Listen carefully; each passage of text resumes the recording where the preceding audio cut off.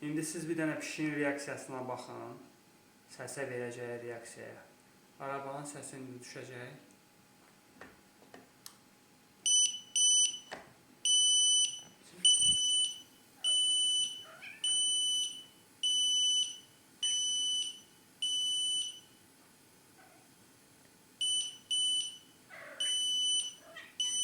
Nə var?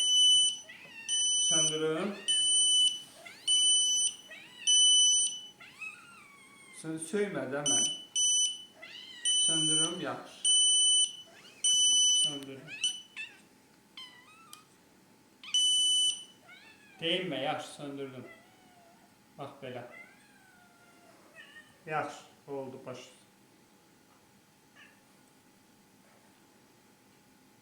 Təslim olmam, yaxşı.